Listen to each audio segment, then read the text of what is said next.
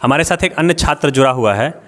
ये भी जो है वह इंटरमीडिएट के रिजल्ट में अच्छा प्राप्तांक पाया है। इसी से पता करते हैं इसके बारे में। क्या नाम है आपका? अभिषेक कुमार। पिताजी का क्या नाम है? श्री दीपक कुमार है। माताजी का क्या नाम है? श्रीमती संगीता देवी। कहाँ घर हुआ आपका? ढरा। किस स्कूल में आप पढ़ते थे? +2 हाई स्कूल रोसड़ा। कितना प्राप्तांक आया? 413। स्कूल जाते थे आप? हाँ जाते थे। स्कूल में पढ़ाई होती थी? हाँ होती थी। वहाँ के कुछ शिक्षक का नाम बताएंगे जो अच्छा पढ़ाते थे आप लोगों को? हाँ, हमारे एक फ़िज़िक्स के टीचर थे संजय सर, जो मतलब अपने टाइम अकॉर्डिंग जब उनका टाइम होता था क्लास आने का उस टाइम में पहुंच जाते थे। स्टूडेंट रहे या ना रहे, क्लास उनको लेना होता था। वो मतलब पीरियड अपना टोटली मतलब रेगुलर अटेंड करते ही करते थे। बाकी के टीचर जब मन होता था आते थे जाते थे, लेकिन वो रेगुलर आते थे। और कुछ सर का नाम बताइए। सुरेश सर। कौन सब्जेक्ट पढ़ाते थे? केमिस्ट्री पढ़ाते थे। और दिलीप सर।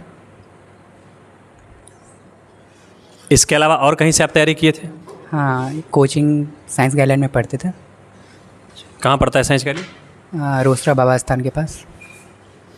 एक बार फिर से बताएंगे कितना टोटल प्राप्तांक है आपका? 413। सबसे अधिक किस विषय में? मैथ में। कितना है मैथ में? 93।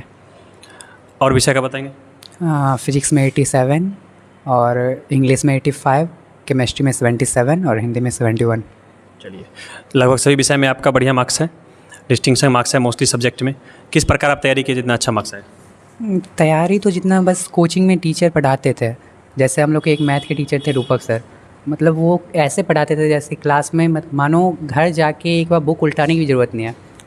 क्लास में पढ़ो, क्लास में ही सब कुछ समझ याद, सिर्फ कंसेप्ट देते थे चैप्टर का, पूरा चैप्टर ही ख़त्म हो जाता था क्लास में ही। और फिज़िक्स के टीचर अच्छे थे, बहुत अच्छे पढ़ाते थे, बहुत अच्छा नॉलेज था। केमिस्ट्री के भी अच्छे थे, बाकी सारे टीचर अच्छे थे। जो यहाँ पढ़ाया जाता था उसको कैसे घर पे जाके आप करते थे जो बढ़िया मार्क्स आए आपको? बस उसका फेयर घर पे जाके करते थे। जो एक दिन पढ़ाते थे वो कंप्लीट करते थे। और हमारी कोचिंग में रेगुलर मतलब हर सप्ताह हर सब्जेक्ट का टेस्ट होता था। ये सबसे अच्छी बात थी। टेस्ट ज़रूरी होता है बच्चों के लिए, कितना आप इसके लिए क्या बोलना चाहेंगे?